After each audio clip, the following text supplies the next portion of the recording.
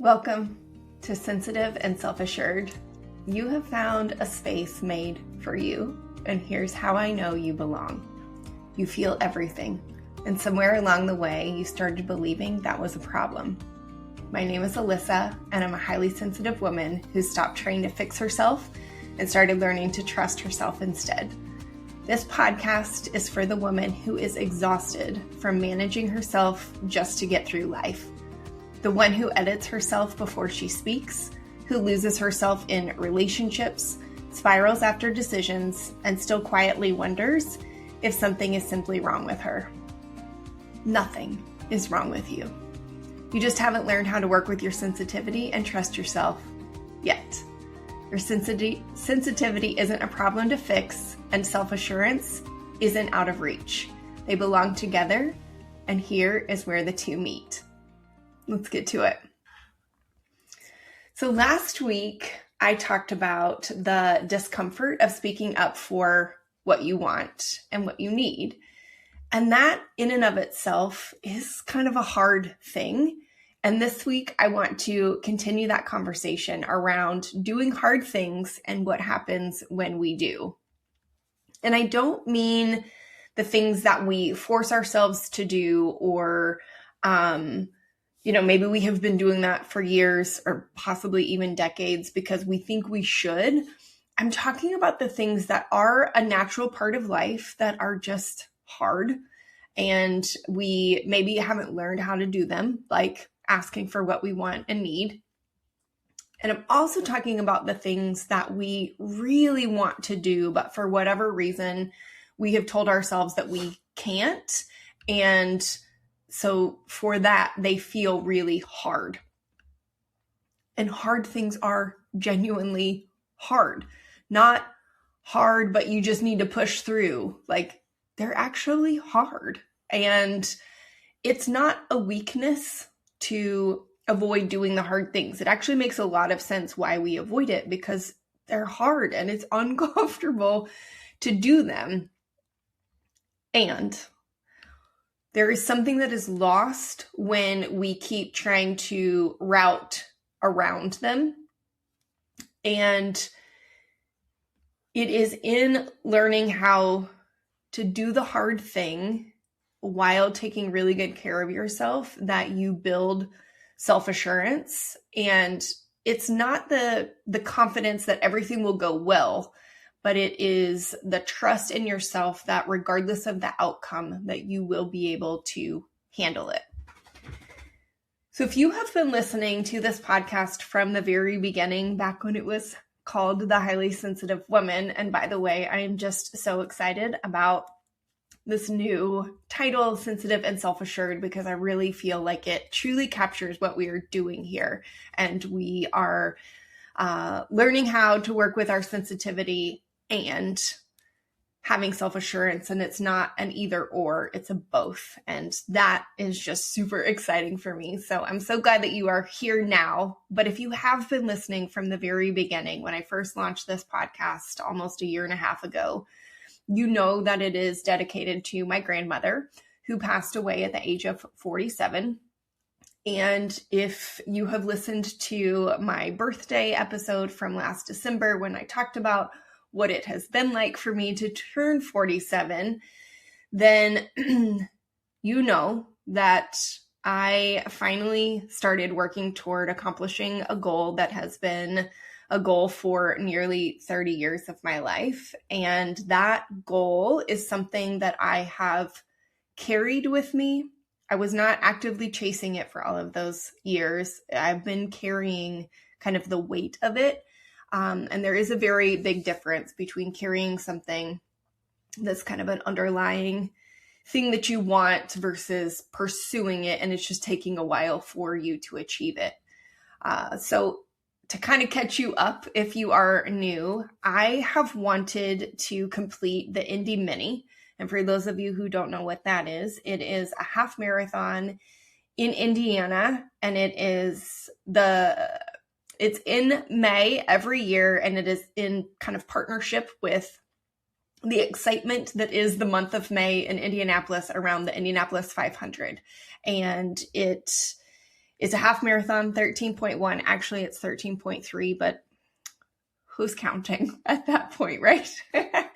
Anyhow, it's a half marathon that you actually do a loop on the track. And anyway, this, I can talk about it for days. It was just such a cool experience. But this goal has been a goal of mine since I was a freshman in college. That's when the dream originally started. And when I was in college, I had finals pretty regularly on that Saturday in May, and I could never plan around it. So I wasn't able to do it when I was in college. And then immediately after college, I moved to Georgia, and it was not feasible with a teaching schedule to come to Indiana in May. And I just sort of dismissed it as being something that I would accomplish just because that's the turn that my life took.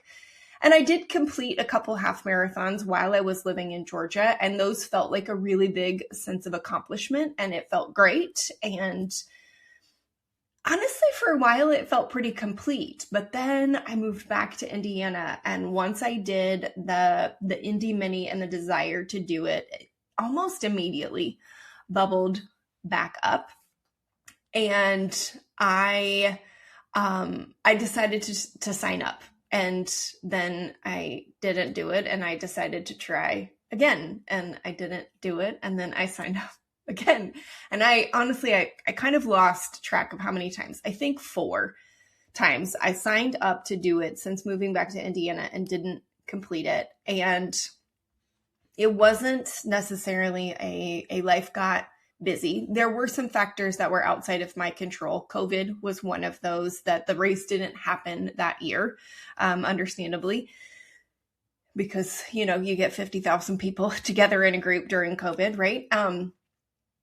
And there was another time where I was battling some physical limitations that I allowed myself to kind of give into, and I'll speak a little bit more to that as I talk about this year.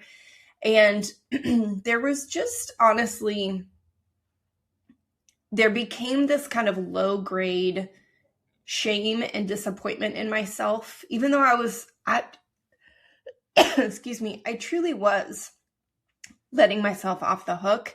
And when I got really honest,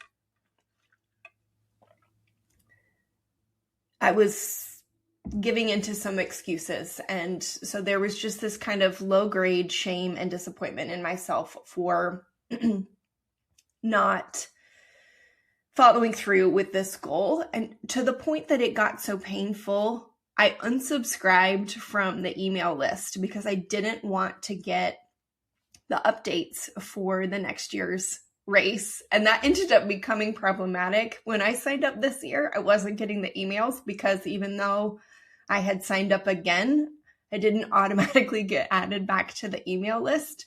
And so I had to reach out and get that corrected.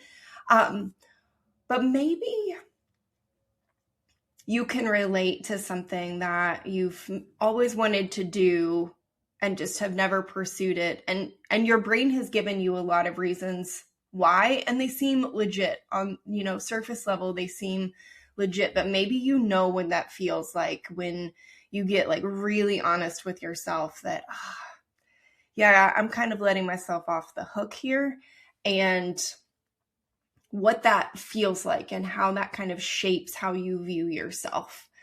And I want to be really clear that there is a very big difference between legitimately having reasons why you aren't doing something, or, you're not forcing yourself to do something that is not in alignment with who you are, and following through with something that feels like a really big goal or is a hard thing to do. I want to make sure that you understand I'm not asking or suggesting is a better word. I'm not suggesting that we force ourselves to do things that aren't right for us. And sometimes we tell ourselves that it's not right for us as a protective mechanism, when really it is other things that are contributing to us not following through. And I never want anyone to hear like push through no matter what. That is absolutely not what I believe. And I don't want any of us, because we have done it for so long, to do something that misaligns with your values or your body or your capacity at a given moment. That is not brave. That is actually self-abandonment. And it is presenting itself, or like wearing a costume of strength. And we have been doing that for far too long. And I want all of us to move away from that, and also stop letting ourselves off the hook for something that is simply hard or uncomfortable. Because when we do that, that is when we shrink, and that shrinking then becomes a pattern, and your capacity for what you can handle or manage quietly contracts and it shrinks. And we don't even notice that it is happening, but it was happening for me. And I know that it has happened for you in various times in your life. And so in this particular moment, the thing that I had to sit with is really asking myself, am I being honest about my physical limitations? At 47, can I really train and do a half marathon? Or am I, just coming up with excuses? So let me talk about some of those physical limitations, because they were real. If you've been listening over the spring, you know that I ended up getting sick, and I lost 3 or 4 weeks of training during that time, which is, it ended up not being the end of the world for sure. And it's a pretty significant amount of time, especially if you are not a regular runner. Like I was really counting on those weeks to be able to gradually increase my mileage. As a result of that setback, what I am proud of is that I didn't even allow my brain this time to entertain that I wouldn't be able to do the race because of that setback. But what came next was the need to increase my mileage faster than I had originally planned. And I was doing it. Absolutely was. And then I started to have some real physical limitations, some things that were on the verge of becoming an injury. And thankfully, I recognized that in my body and I cut back, but I didn't stop. And I still, this time, I was so dedicated to achieving this goal that I did not allow myself to entertain the idea of not finishing it. Even when my mileage had to cut back, I was like, I guess I'll probably walk more than run. And also, let me just say, when I originally signed up for this almost a year ago, I thought I would have to walk the whole thing. So the fact that at this point in my training in the spring, a month or two before the race, I was running a good bit was kind of icing on the cake. And I was so impressed with what my body was doing. Again, if I had listened to all of those things previously that my body wasn't capable of, I might not have run it. And that ended up being a super cool thing, because I secretly had a goal to finish under 3 hours. Again, that was an icing on the cake thing. And because I was able to push myself, I did come in just under 3 hours. But the training itself was not glamorous at all. And I got to the point where I was like, I'm doing this and I'm committed to this goal, and I'm ready for it to be over, because I'm ready to get back to my normal workout routine, and where walking and jogging are part of it, but not the sole focus. And I did it. I finally accomplished this goal. At the time of this recording, it was exactly 1 week ago today. And the day encompassed more than just the race. There was, an entire day. And from start to finish, that day is probably one of the top 5 days of my entire life. And I'm getting a little bit emotional just talking about it, because it was so incredible and better than I could have ever imagined. And what is so awesome about it is I have these memories and I have this experience, and I have evidence that I didn't have before. Evidence that I can show up for myself.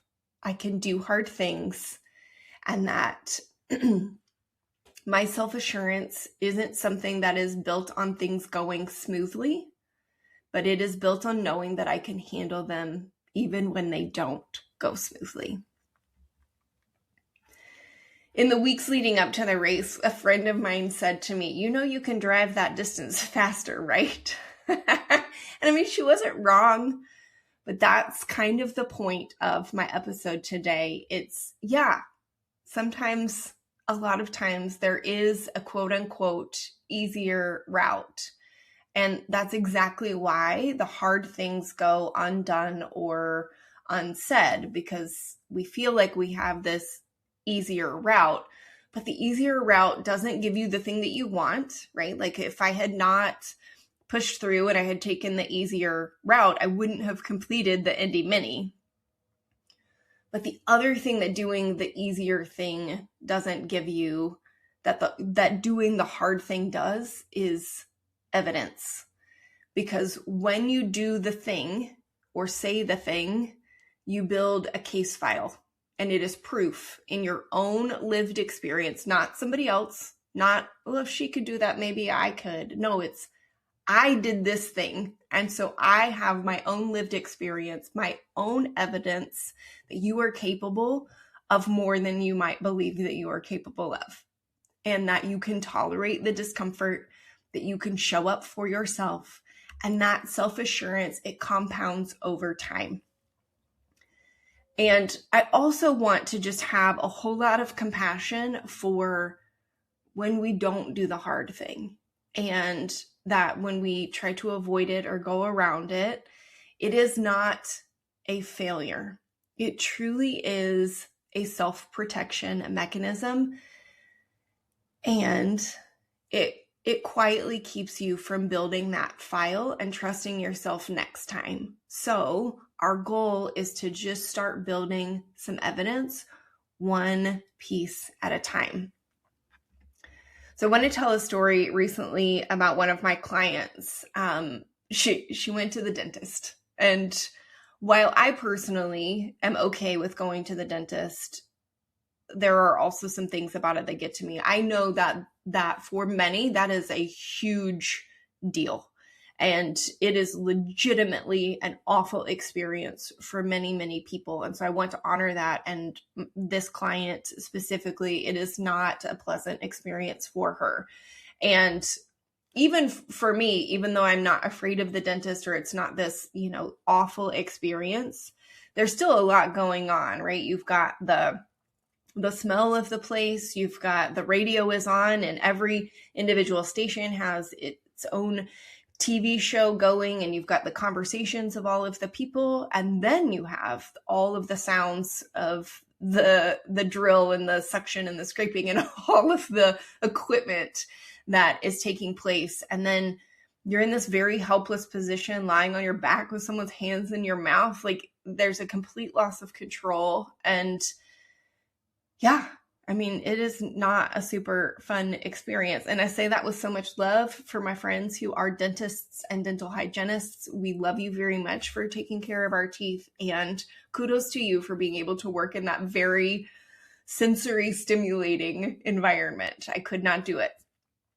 But for those who going to the dentist is a legitimately awful experience, there's a lot of anticipatory dread that starts the day before. And that is the case for my client. And so we work through, sometimes how to manage that even before you get to the chair. And I want to celebrate her because she had a recent experience of going to the dentist, and she did it. And it was hard, and she got through it. And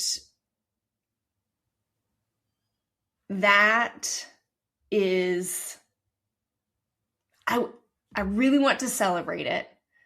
And it also then led us to a conversation where we were able to explore during our session what this proved to her. And we kind of made a list of what this proved to her. Not just that I can go to the dentist, but this piece of evidence and doing this thing that was really challenging for her.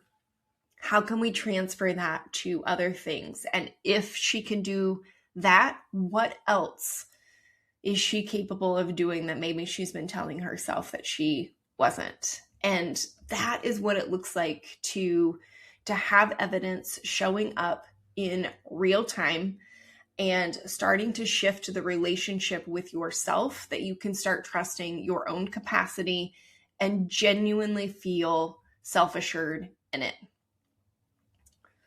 So today I want to encourage you to start building your evidence file. It is a growing, very conscious collection of the hard things that you have already done to prove your own capability. And as you're listening, I know your brain might immediately go to, I haven't done anything yet. And I want to say, stop it to your brain in the most loving, kind way. Stop it, because you do have so much evidence that your brain is just automatically discounting, and it is not keeping this file. But you have gone through many hard things and you have survived them. You are not starting from zero. And I want you to really think back. What are some hard things that you have already done? If going to the dentist is awful for you and you have gone twice a year for however long, those are hard things. Maybe there's some other medical things that you have been through and you have survived it. That is evidence. Maybe you've had some difficult conversations, or you have been through grief, or you did the thing that you were terrified to do. All of it counts. Every single thing counts, even if it did not go perfectly. And maybe you have some tangible evidence. Like for me, I have the tangible evidence that I completed this race because I have a medal and a t-shirt and a photo that shows that I did it. And maybe you don't have the tangible evidence and you need to create something, even if it is writing a list on a sticky note and you stick it on your wall or your mirror so that you have it to go back and look at for now. And then after you've kind of gathered up and you've started thinking about all of this evidence from your life up to this point, great. And from here on out, every hard thing that you do, it gets added to your evidence file. And so what I want you to do is to start noticing and to start keeping that file, because the evidence has been there all along. Your brain has just automatically been discounting it and instead focusing on what it perceives to be all of these shortcomings. And so we are going to shift it and we are going to force it to start finding all of the evidence of the hard things that you have done so that you can start letting yourself see it and start building some confidence and start looking at, I did this hard thing 7 years ago that I completely forgot that I did. How can I transfer that into this hard thing that is facing me next month? And proving to yourself, if I could do this, I can most definitely do that.